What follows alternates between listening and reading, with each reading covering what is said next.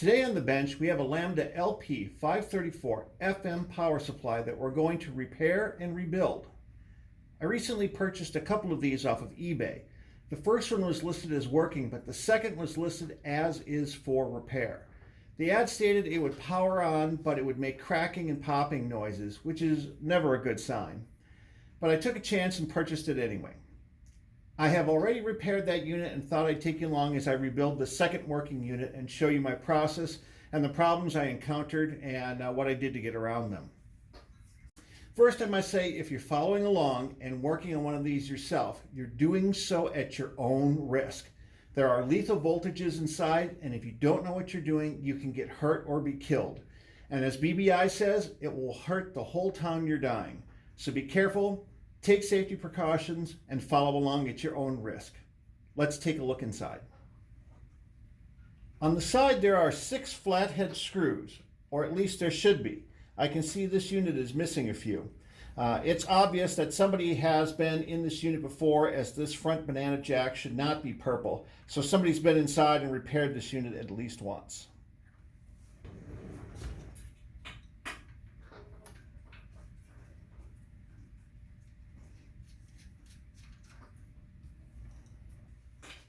Inside here we have a large power transformer, the main filter capacitor, the main circuit board on this side, the heatsink with the TO3 pass transistors, and there is another circuit board over here on this side.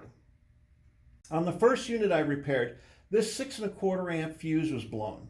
I replaced it and slowly brought up the line voltage to the unit with the variac, and immediately it started drawing current. I quickly shut off the power and investigated and found that this large filter capacitor up here was shorted. As Mr. Carlson would say, it had jumper envy. Looking at the date codes on these units, they appear to be from about 1979. As these supplies are now over 40 years old, all of the electrolytic capacitors inside should be replaced. So looking around the unit, we have this large 1500 microfarad 200 volt main filter capacitor here. Next to it, we have this 55 microfarad 150 volt cap. Hiding way down inside here, we have a 240 microfarad 200 volt cap. On the main circuit board here, we have a 100 microfarad 35 volt capacitor and a 3.3 microfarad 250 volt capacitor. And hiding behind the faceplate, attached to the front banana jacks, hidden in there is another 3.3 microfarad 250 volt capacitor. That one is easy to miss, and if it fails, it'll short the supply and cause it to be non-operational. So that's an important one to replace. I really like Lambda power supplies. I own several of them, and most of them I have not touched, and they're still working today. Really great quality, and you can tell the engineers put some thought into these as they're so easy to service. They did use a lot of house part numbers, making it challenging to cross-reference. Hewlett-Packard did the same thing, but today in the age of the internet, there are plenty of resources out there to help you figure out what's what. And most of these parts are not real critical, so you can replace them with modern parts and get it to work. Let's start by replacing this big filter cap here. Safety first, let's make sure there's no stored voltage in any of the capacitors. This unit has not been powered on in at least a week, but capacitors can store a charge for a very long time. And so we're going to just take a look here. And I don't know if you can see my meter or not, but there is no stored voltage in any of these capacitors. And the ones on the back terminal is connected to the front as well, and there's no voltage there. So we're safe to work on this. Okay, so no stored charge in any of the capacitors. We can begin by removing these wires from the terminals on top of this large capacitor here. I like to mark the negative wires with a Sharpie. Just makes it easier to identify.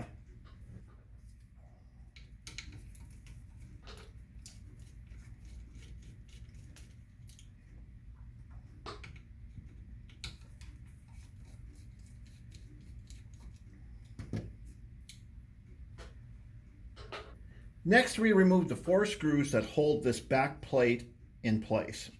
There are 2 screws here And there are 2 screws over here on this side. You can just sort of get in here with the screwdriver to get these out.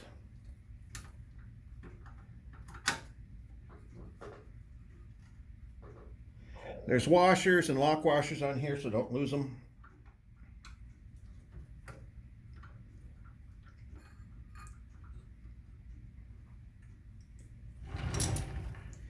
And on this side, the circuit board is in the way, so we're going to remove the 3 screws that hold the circuit board in place. However, one of them is missing. Somebody has definitely been in this unit before.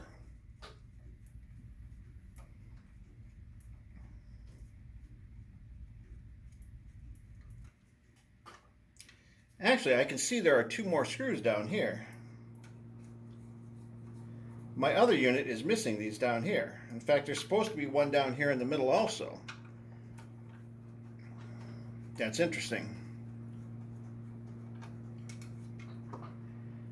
The circuit board will now swing down out of the way, making it easy to service the components on the back side.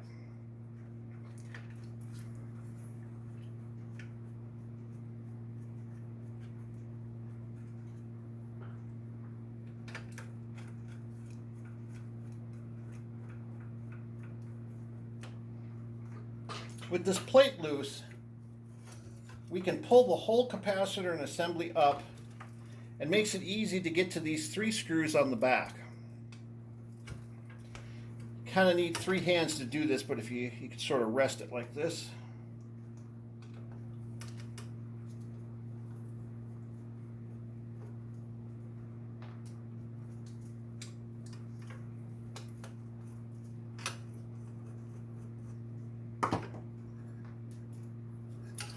Now we can remove the capacitor and the bracket in one shot.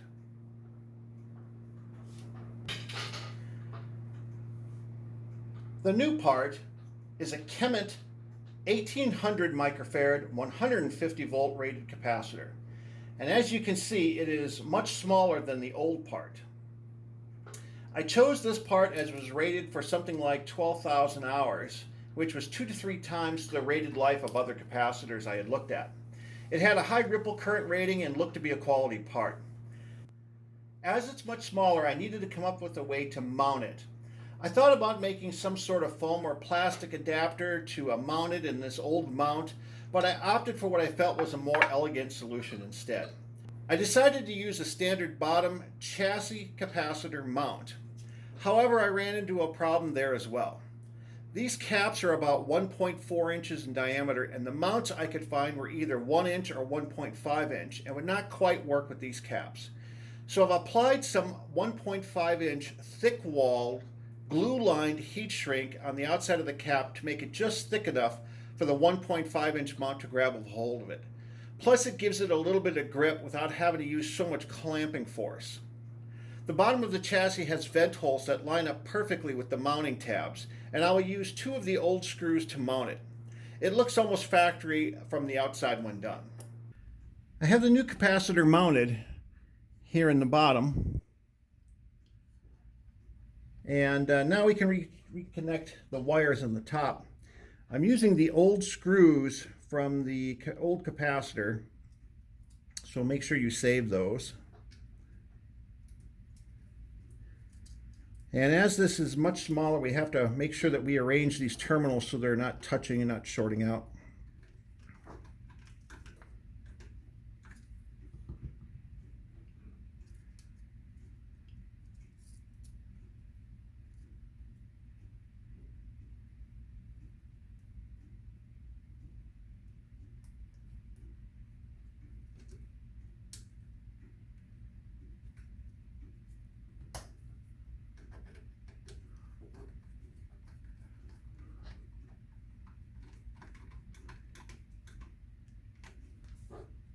Now that we've got the main filter cap replaced, we can replace this 55 microfarad capacitor next to it.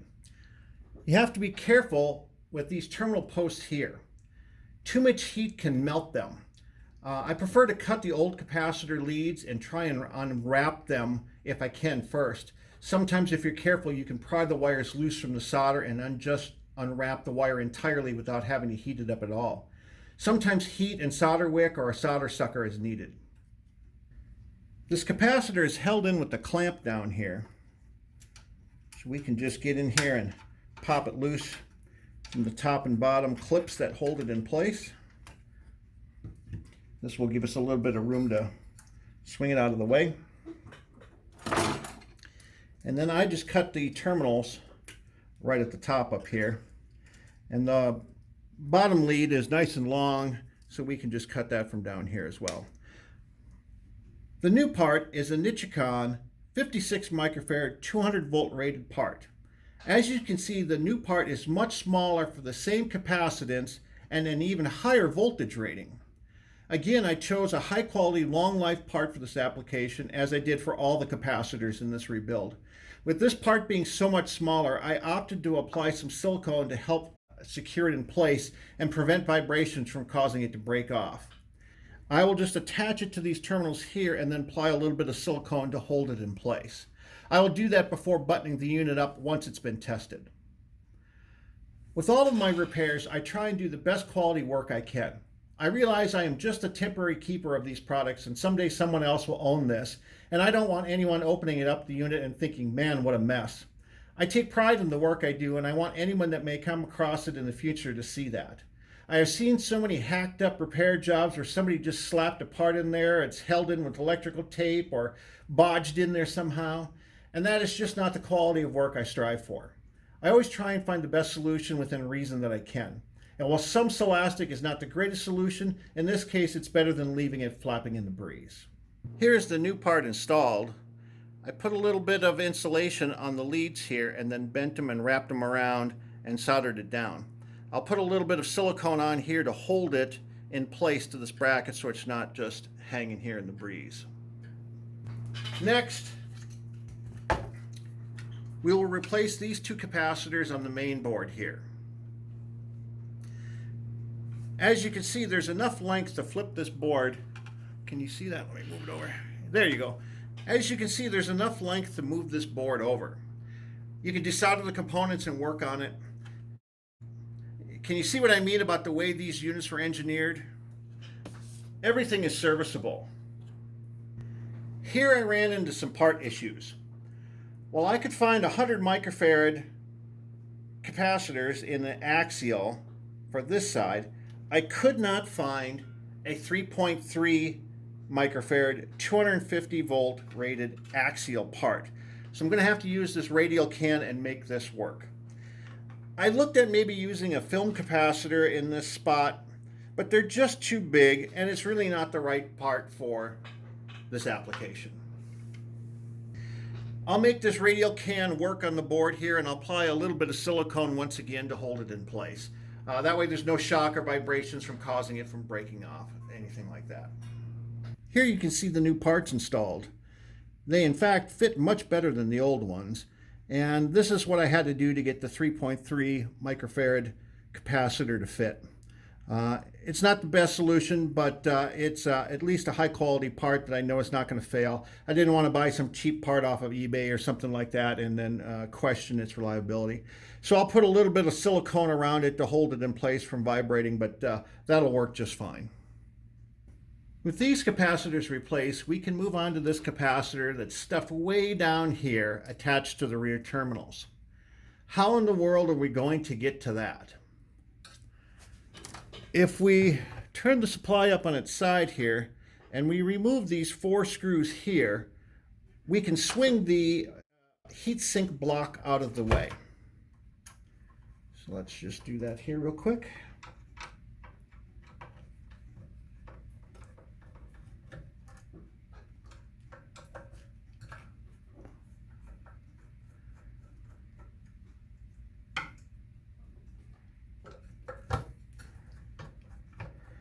Make sure you hang on to the heatsink while you take out this last screw so it doesn't fall down. Now we can tilt the supply back again, and this whole block here will move out of the way so we have perfect access to this capacitor in here. Large capacitor, and it just connects to two terminals here and here, and the leads are nice and long and swing around. So we can get in here and pop this capacitor loose from its mounts.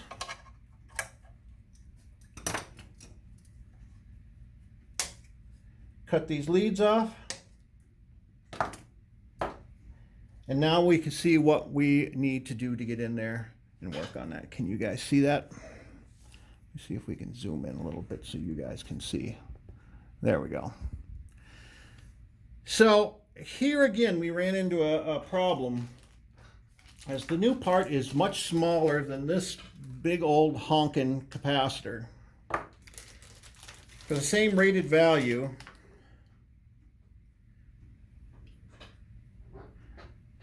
the part is much smaller. So what I opted to do is to pull this capacitor up here, install one of these zip tie blocks right up against the back panel in here, zip tie the capacitor directly to it, and then connect the leads up and over the terminals. Let me do that real quick and show you what that looks like. Here you can see the new part installed. It's attached here with this stick-on zip tie clamp back here. Let me zoom in a little bit here. And this bypass capacitor, there's plenty of room for it to just hang upwards like this, and then with these leads I just took and wrapped them around the post here and soldered it down. When you put the heatsink module back in here,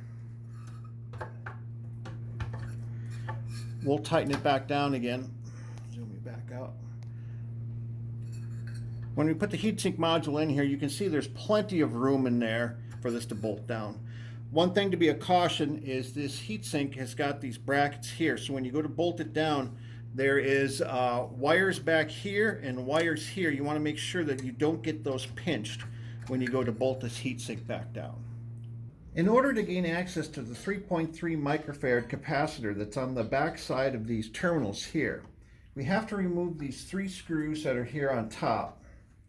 And there are 2 on the sides, one here and one on the other side. And then this whole front panel will swing down and give us access to it.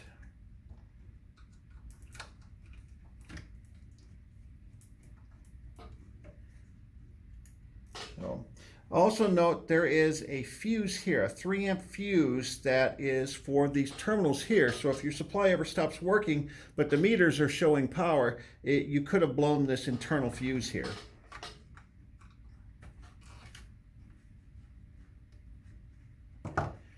With these screws out, now we can lay this faceplate down and get access to this capacitor here that's hidden on the back side of these terminals. And I'll just try and move these wires out of the way a little bit here so we can get access to it. And now you can see, look how nice that is. That's, again, serviceability. You know, you don't get this in a lot of these newer products today. You can lay this down, you have easy access to this. And here's where we ran into a little bit of a difficult problem. As this is an axial capacitor, like I said, I couldn't get axial 3.3 microfarad 250 volt parts. So we have to put a radial part in here and we have to make it work. Here you can see I've soldered on an extension wire, and I take this leg and just simply bend it over this way. And then I'll take some heat shrink and put it around the part like this and heat shrink it down. And that's the best I can do to convert this into a radial and get this part to fit in there. Okay, we have that 3.3 microfarad 250 volt capacitor replaced. And it's not a perfect solution, but it'll work in there. So the last thing that we have to do is, for whatever reason, on both of these power supplies, this current control pot is very hard to turn. And on the first unit, I took the control apart and tried to clean it and lube it, and it made no difference. In fact, it actually got worse. There's a heavy-duty spring in here that's creating a lot of tension and makes this very hard to turn. And I'm not sure if this is the way it was from the factory, but I'm going to replace it with a newer 5-watt part that just has a much nicer rotational feel. These pots have got a nice smooth turn to them, and I like that much better than this old one. So to do that, we have to remove these 4 screws and these 4 screws down here, and these 2 knobs, and this plastic faceplate will come away, and this will give us access to the nut on this pot here. We'll have to unsolder these 3 wires here and solder in the new part. To get to the nut that holds this control in place, I'm going to put 1 screw in the top of this temporarily to hold it in place. And then you will need a 1/16 inch Allen wrench, and I strongly suggest using a brand new one. The set screws in these knobs can be a bit touchy, and so using a new Allen wrench will give you the best luck of getting in here and getting these set screws loose. There are 2 of them that hold the knobs on, and they can be a bit fiddly. They can rust, and I don't think you can see in there, but with age they can rust in there, and if you don't use a new fresh Allen wrench, it can be a bit difficult to get those out. And if you end up stripping that Allen key or that Allen screw out in there, you're in a world of hurt. So we'll just take these knobs off here.